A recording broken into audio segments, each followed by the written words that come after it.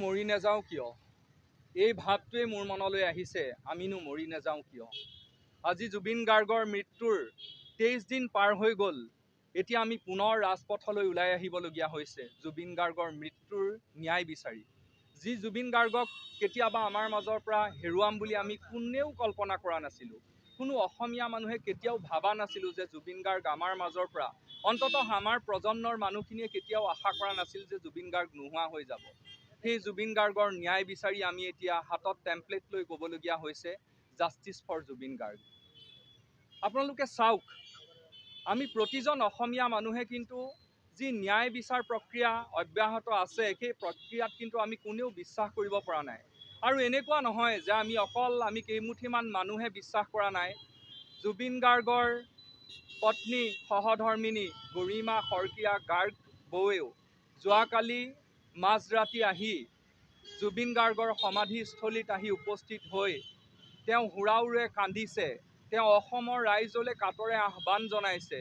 তেওঁ যি মৰ্মস্পৰ্শী আহ্বান, তেওঁ যি কাতৰ বেদনা, সেই বেদনাৰে যি আহ্বান জনাইছে আৰু তেওঁ কৈছে অসমৰ সকলো ৰাইজে কওক জাষ্টিছ ফৰ জুবিন গাৰ্গ। অসমৰ সকলো ৰাইজে ছ'চিয়েল মিডিয়াত সামাজিক মাধ্যমত লিখক জাষ্টিছ ফৰ জুবিন গাৰ্গ। আৰু এই সময়খিনিত আমি দেখিছোঁ যে মুখ্যমন্ত্ৰীগৰাকীয়ে প্ৰতিনিয়ত মাথোন ৰাজনৈতিক অংকত ব্যস্ত হৈ পৰিছে। তেওঁ কৈছে তেওঁ হেনো জুবিন গাৰ্গক ন্যায় দিছে, তেওঁ হেনো জুবিন গাৰ্গৰ কাৰণে বহু কিবা কিবি কৰিছে। কিন্তু আমি তাৰ বিপৰীতে কি দেখিবলৈ পাইছোঁ?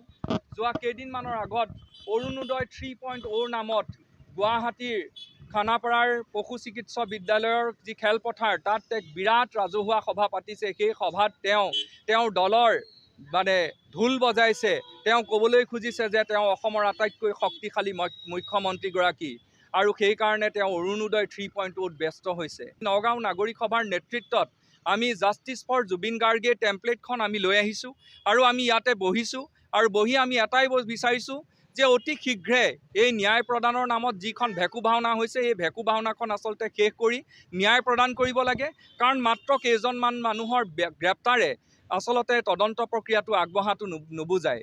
কি কাৰণত আজিৰ তাৰিখলৈকে যিসকল অভিযুক্ত ব্যক্তি আছে, যিসকলৰ ওপৰত গোচৰ দিয়া হৈছে, সেই অভিযুক্ত ব্যক্তিসকলক কিয় প্ৰত্যেকজন ব্যক্তিক প্ৰশ্ন সোধা নাই? কিয় প্ৰত্যেকজন ব্যক্তিক কৰায়ত্ব কৰা নাই? কিয় প্ৰত্যেকজন ব্যক্তিক জেইল হাজোতলৈ পঠিওৱা নাই? যিসকল ব্যক্তি ছিংগাপুৰলৈ গৈছিল, সেইসকল ব্যক্তিৰ তালিকাত কিন্তু কোনোবাই সন্দেহ প্ৰকাশ কৰিছে যে বিৰাট ৰাজনৈতিক নেতাৰ কোনোবা কিন্তু পত্নীও জড়িত হৈ থাকিব পাৰে। গতিকে আমি এটা কথা সদায় কৈ আহিছোঁ, আজিও পুনৰাই কৈছোঁ যে যিসকল ব্যক্তি ছিংগাপুৰলৈ গৈছিল বা যিসকল অভিযুক্ত ব্যক্তি, যিসকলৰ